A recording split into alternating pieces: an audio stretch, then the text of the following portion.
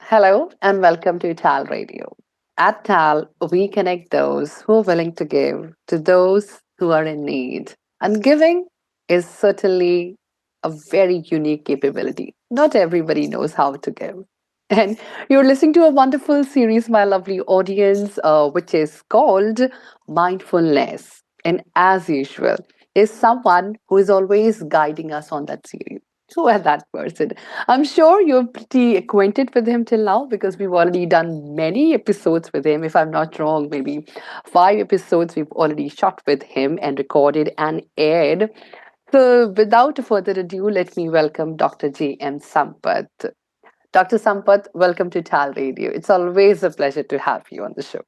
Thank you, Sandy. It's always what fun and great to be talking to you. Absolutely. In fact, I just wanted to tell my audience also that if you really get to know the kind of behind the scenes conversation, I'm sure we would love to give bloopers about that also sometime in future. So that they really get to know that we do prepare a lot for the show because this is just not a show for someone who is technically, it's just basically a show for someone who's really looking forward to learn values and inculcate values in life. So, in last episode, we talked about values of games and especially focused on parables. And I remember such beautiful parables, the games that you had come up with, Dr. Sampath. So, moving ahead in this episode, we would be talking about the philosophy of learning and realization.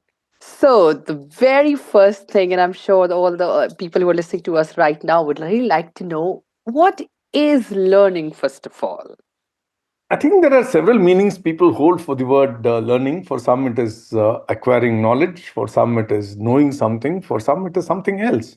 To me, I think I have a long meaning that I gave many, many years ago for myself. For me, learning is the willingness to be open to the input that comes from the environment, with a commitment to apply one's mind to understand this input, and passion to stay with the understanding long enough to be able to derive one's own insights. This followed with the conviction to integrate one's own understanding and insight into real life context is what is learning for me. Learning has to be for a purpose. Learning has to be something which elevates you as a person. It adds value to you as a person. And that is possible when we integrate what we learn into our everyday life. To integrate, we have to understand what we learn. I think for many years, the education has been more to acquire knowledge than to understand knowledge. And to a great extent, many of us live out of knowledge rather than live out of understanding. I can give a simple example. You know that your child gets angry. That is only knowledge. But do you understand why she gets angry? Okay. True. So many of us live out of knowledge rather than live out of understanding. And the day you start living out of understanding, you truly become a little more mindful.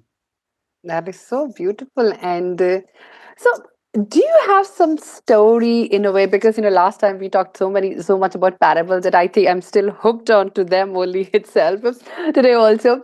So, can you give us a certain context, so that people can really simplify that what learning is really? Okay, when I say understanding, there's this beautiful parable. It seems some disciples once complained to their guru, "You always tell us stories but never reveal their meaning to us." And the guru replied, "How would you like it if someone offered you a fruit and chewed it before giving it to you?" I'm sure you wouldn't like it. But when it comes to knowledge, we want somebody to chew it and then give it to us so that we can consume it directly. You will have to apply your mind. That's why I said it's willingness to be open and commitment to apply one's mind. I will have to chew what I learn and I will have to make my own understanding. And that understanding is again conveyed through another very beautiful parable, and I hold that parable very close to my heart. It seems Jabala, son of Jataka, was sent to a guru to learn. So when he went to his teacher and said, "I'm so and so, I'm son of so and so. My father asked me to come and learn from this Gurukul." The master looked at him and said, "Okay, go to the Gaushala. There are close to 100 cows.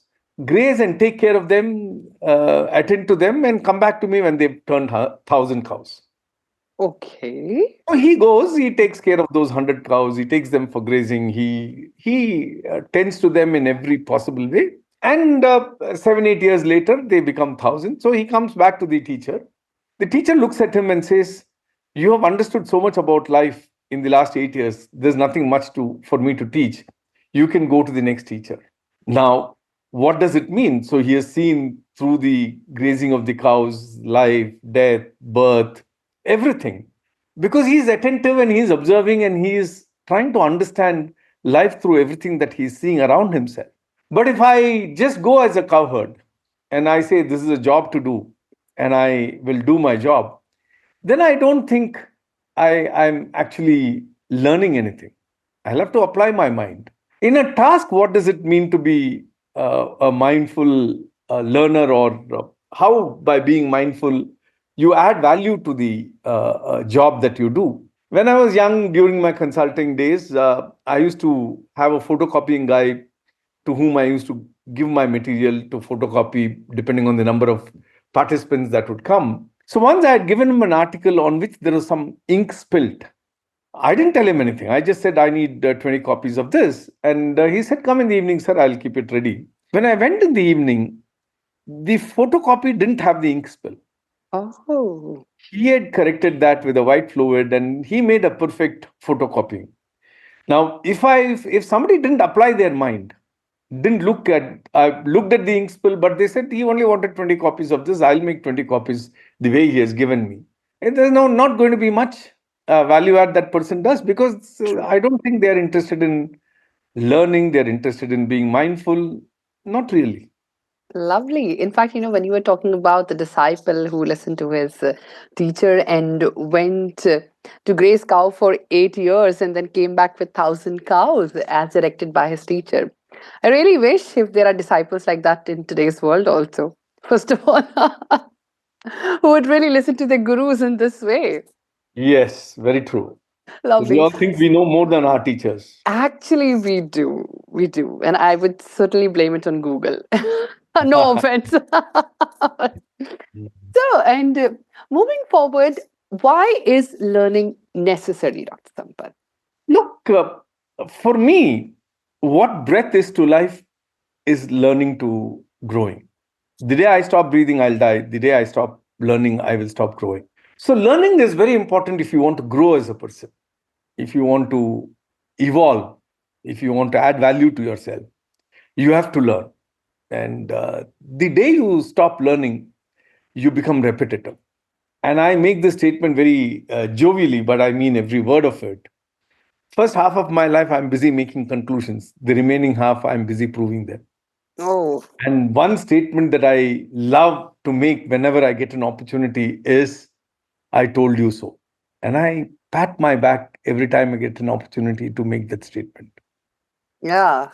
I'm sure because you must have told them something, and if they probably followed your advice or they did not follow your advice, but in both the case, you can always say, I told you so. I mean, that is not, I mean, the minute you say, I told you so, you are actually making your own realities come true rather than actually seeing what the reality is.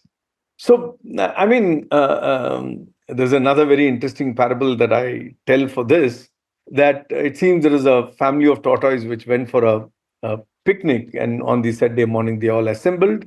They packed their food, they took their picnic kit, and they went to the nearby lake. And as soon as they reached the lake, the little one jumped into the lake and they started playing, and the elders were gossiping under the tree. So it was soon lunchtime, and the elders spread the sheet, kept the lunch, opened the lunch box, and when they tasted, they realized there was no salt in one of the. So they told the youngest tortoise, which is fastest among them, to go and get the salt. Given his speed and where the salt was available, it wouldn't take more than 20 minutes for him to go and get the salt. But the tortoise said, "Look, if I go, you're going to eat, leaving me behind." And the elders said, Oh, "No, we will not eat, leaving you behind. Please go, come." He said, "I'm sure you will eat, leaving me behind." The elders convinced him, no, they won't. And they sent the tortoise, and 20 minutes over, 40 minutes over, 1 hour, almost 2 hours are over. There's no sign of this tortoise returning. The little ones were so hungry now, salt or no salt, they wanted to eat. And when one of the tortoise put the first morsel of food into its mouth, this little tortoise jumped from behind the bush and said, I told you no. If I go, you will.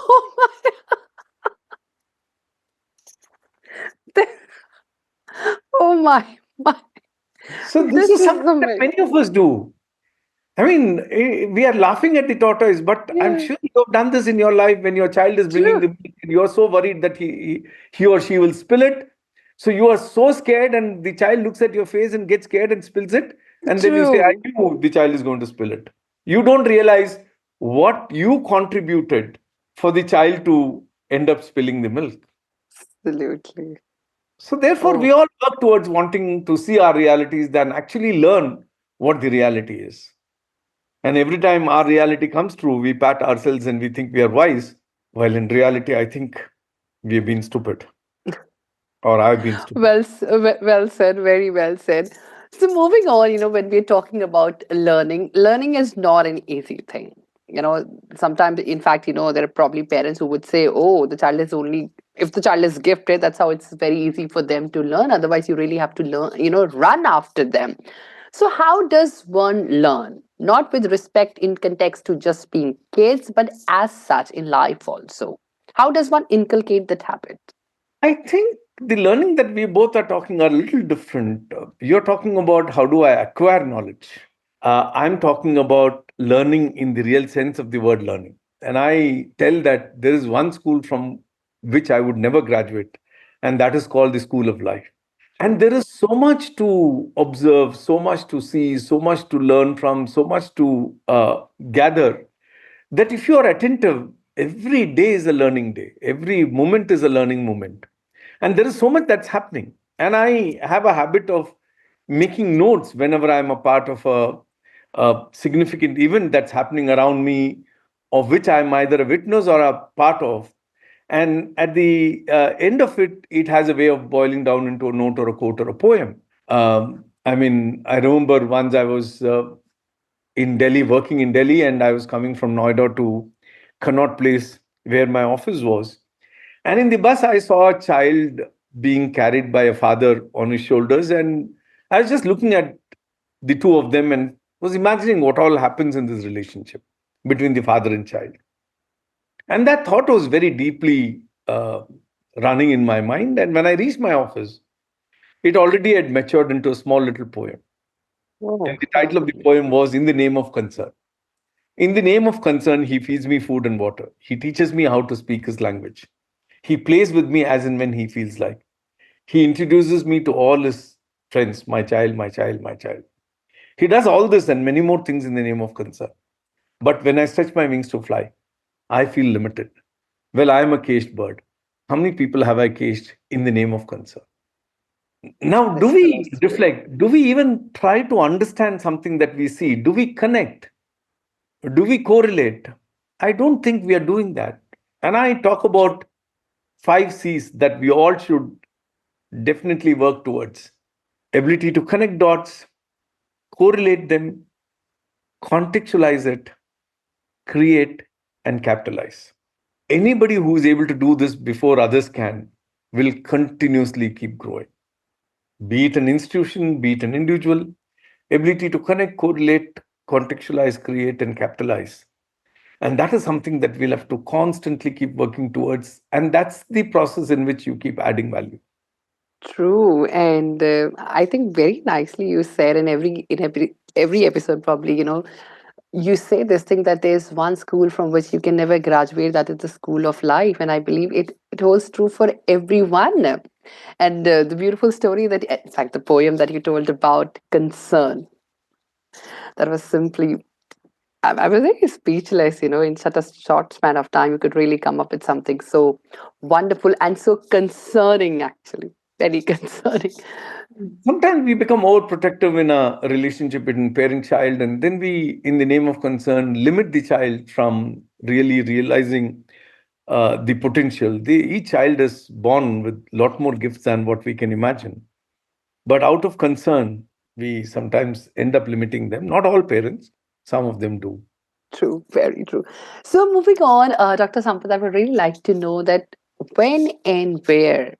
Or is there a stage in life where learning becomes very critical? Or as such in journal, it is critical. As I shared earlier, even in the story, where by just uh, attending to these cows from 100 to 1,000, this student learned so much about life. So, learning is everywhere, and you can learn from anything and everything. I'll give you a real life example from my own life. My earlier home used to be very close to Lal Bagh in Bangalore. I don't know if you heard about it. It's one of the largest botanical garden, and one walk within the Lal Bagh is equivalent to 2 miles. And there Oh, is this one cotton silk tree which is over 200 years old. It's huge, it's spread wide, and it's almost like 40 to 50 meters tall. And every time when I walk towards the tree, I get fascinated thinking that if only it can speak and if I can listen, it can share with me what all has happened in the last 200 years.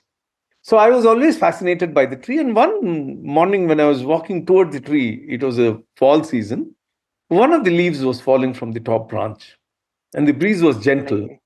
So it took a few seconds for the leaf to land on the ground.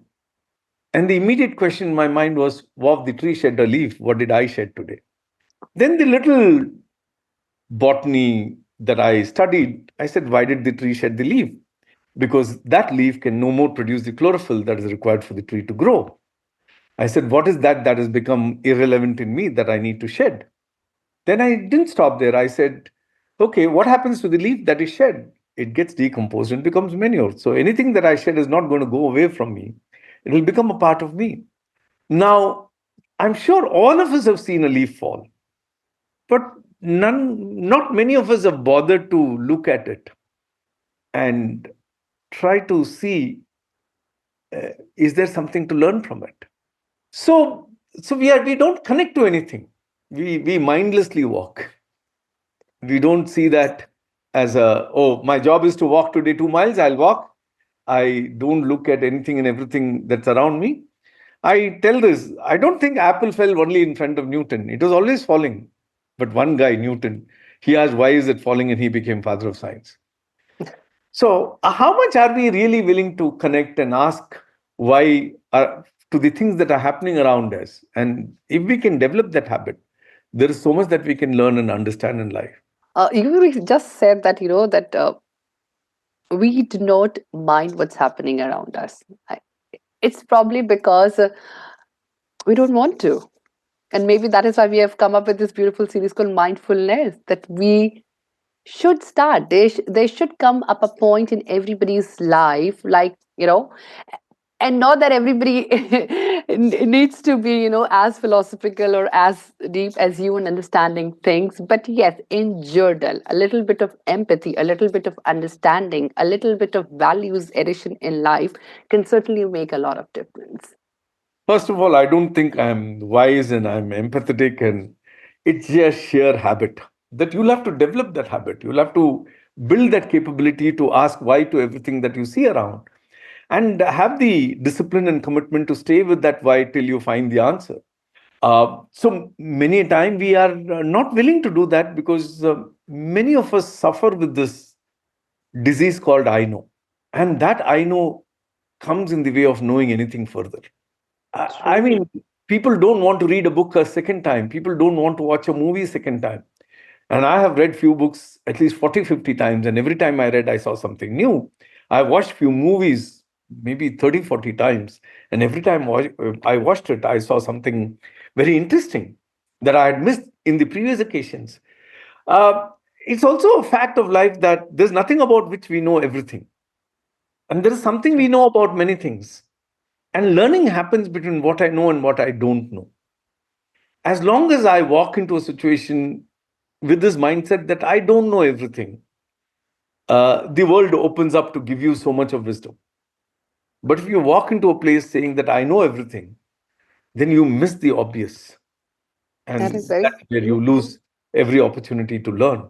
And probably, when you mentioned that, no matter how many times you read a book or you probably watch a movie, there'll be always something that you will always find something new that you missed out while previously reading or watching it. Just like Peeling the layers of the onion, I could say. Every time there's something new inside. Yeah, it is. But the minute you say peeling of the onion, it goes into the philosophy, and people say, "Oh, I've heard this. I know this." That's That's not what it the. boils down to. I know this. Yeah, I'm going to narrate another real life incident that happened, and I'm glad that that event happened. I started leading value clarification workshops as early as 89, which is almost like 35 years ago. And I used to do an exercise called value auction, where I used to have 15 values. I would give notional 15,000 rupees to all the participants, and I would auction the values. They will bid. So finally, we'll have name of the value, amount bid for, name of the bidder, and we will. Somebody would have given 15,000 for discipline. Somebody would have given 14,000 for love. And we would ask each one of them, why did you give so much of money for this value? And somebody would say, my father was very disciplined. I'm not as disciplined as he is, and that was the secret of his success. So I wanted it at any cost. So I was willing to give all the money that I had for it. Now, for 34 workshops, people came back and appreciated me for that exercise and said, we learned a lot. But my 35th workshop was in Kanyakumari. I was doing it for Vivekananda Kendra life workers. And when I proposed this exercise, at that time I was 30 years, and this participant who confronted me was just 23. But he had already decided to give the rest of his life to service at Vivekananda Kendra. So therefore, he was very clear about at least his life and the decisions he was taking. So when I proposed this exercise, he walked up to me and said, Sampath, I don't want to participate in this exercise. So I asked him why. He said, I want all values. In your game, I'll never be able to get all of them. So I asked him, what do you want me to do? And he said, that's your problem, not mine. I know what I want to do. So I somehow managed to finish that workshop, and I returned back home from Kanyakumari to Chennai. But next 4 days and nights, I didn't sleep. I said, this guy's trying to tell me something which I don't understand. I broke my head. I kept on with that question. On the fifth day morning, I cracked it, which is no single value by itself is valuable. Values are interdependent. And one needs to understand this interdependence in order to understand one's own self. And based on that, I have created a tool which is today very, very popular. It's called Leadership Orientation Instrument. And we have used it in the last 3 decades in different countries, different cultures. And we have built a behavioral analytics platform using this tool called Optimize. So, I mean, as a teacher, I could have simply blamed the student saying that he's not cooperative, he's not willing to learn, he's not willing to. But if I'm a learner, I mean, I would take that opportunity that and be very, very open to examining why this person is saying what he's saying. I'm not saying learning means accept everything everybody says. Learning to me simply means I make a honest commitment to examine what you're saying. At the end of the examination, I may pick up something, leave something, I may pick up everything, I may shut everything. But if my examination is honest, there'll be something for me to look at. True. Very, very true. Dr. Sampath, every now and then, because, you always tell that you started working on this since 1989, and it's been 35 years. So, what has changed in 35 years as per you? I think I'm quite excited because the decade that we are passing through is going to be one of the most significant decades in which the quantum of change that's happening perhaps has never happened in the entire history before. With AI coming in, uh, True. I think when I was a kid in school, if I knew more than you knew, I was better than you. Or if you knew more than I knew, you were better than me. Correct. Today, if you understood things better than me, you are definitely better than me as a person. If I understood things better than you, I'm better than you as a person. Unfortunately, our education system has focused on acquiring knowledge rather than helping you understand knowledge. Today, anything that's repetitive, any knowledge that exists, AI can search and give you an interpretation for it. But what AI cannot do today, it cannot create knowledge. It can rewrite something that you have written, but it cannot write on its own something original which doesn't exist till today. But a human can do. It can rewrite a prose into a poetry, but it can't write a poetry by itself. That has not been written so far. So therefore, I think uh, today, if you are not going to be mindful, and I say that uh, there is a whole journey, from ignorance to wisdom. For me to know, I need to have a desire to learn. If I don't have desire to learn, I will remain where I am. I will, once I know, I mean, if I don't know something, I go and acquire the knowledge. What do you think people do once they acquire the knowledge? They share And and they practice it. they apply it, correct? Yes, So if you didn't know how to make a particular dish, you go and learn and you come and try it in the kitchen, correct? true. Yeah. So there was a man who didn't know how to achieve salvation. So he went and found a master and said, Master, I don't know how to achieve salvation. Please give me the knowledge. And the master, those days, the gurus were very, very wise and smart. The master examined the student.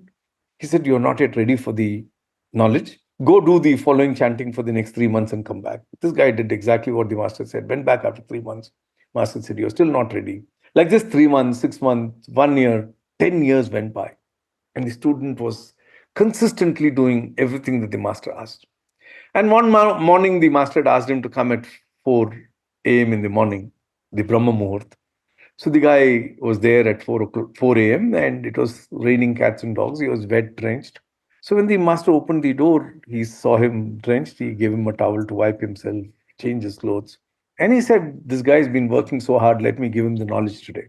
So he gave the secret that will help him achieve salvation, which is nothing big. He said, Neki kar kuein mein dal. Do good and throw it in the well. So this guy was so excited that he got the wisdom, knowledge that he was looking for after 10 years of hard work. And the master gave him some breakfast. Finally, around 9 o'clock, he left the master so thrilled that he finally achieved his mission after 10 years of hard work. And as he was returning home, he had to cross a busy street. And just before crossing the street, he found an old woman struggling to cross the street. He held her by hand, helped her cross the street, found a well nearby, threw her into it. So what do you think was missing? He didn't understand what the master said. The master said, Neki kar kuein mein dal, do good and forget it. Don't get attached to it. True. Then you will get salvation. But he gave the salvation to the old woman by throwing her into the True. well. So not many of us try to understand. Even this TALRadio podcast, how many of us really would sit and understand what's being transpired, what's being said? Do we really uh, go behind, take time off to reflect on what's being said? Or we listen and appreciate it and say, oh, that was a good podcast. That was very interesting. It was fun filled. Oh, those parables were very beautiful. So what? Well, I hope everybody, this certainly a takeaway for What did I everybody. realize out of them? What did I take away for myself? What is that I can learn and integrate in my life that will make a small change in my life at the end of listening to a podcast?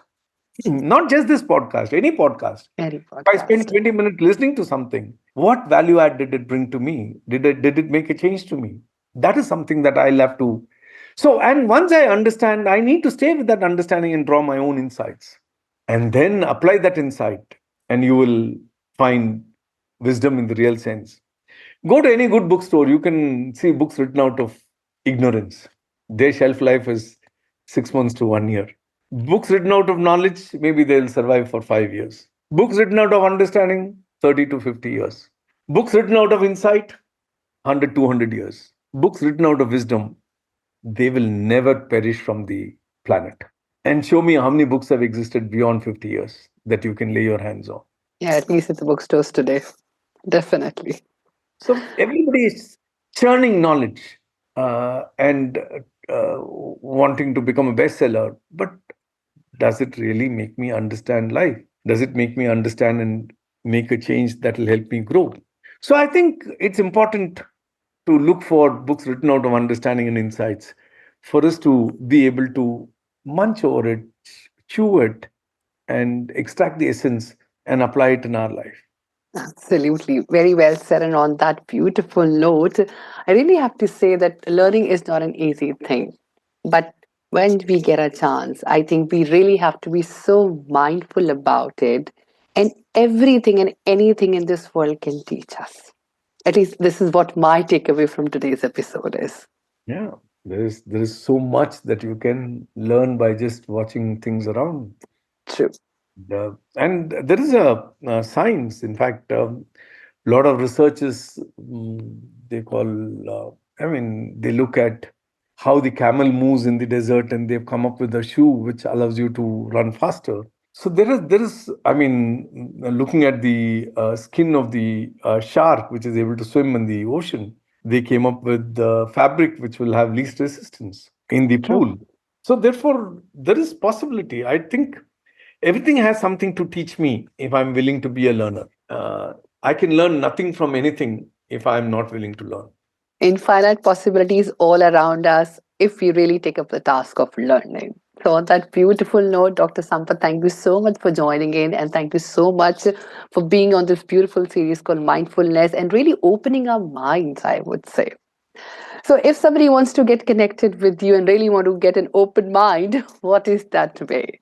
As I told, the best way is to reach me on my email, sampath sampath at arpita.com, arpitha.com, com. And I would also invite you to visit the Soul Kathas. It's an Instagram handle. You would find a lot of parables that I share, and a lot of bite-sized videos which will give you some insight about very interesting dimensions of life. Lovely. So, audience, if you're listening to us right now, our lovely, lovely listeners, if you really want to get connected with Dr. Sampath, so you know what is the way. Also, you could listen to us on Spotify and certainly on the website of TALRadio. Thank you so much for tuning in. Thank you so much for your time. And Dr. Sampath, lovely having you on the show once again. My pleasure. Thank you so much.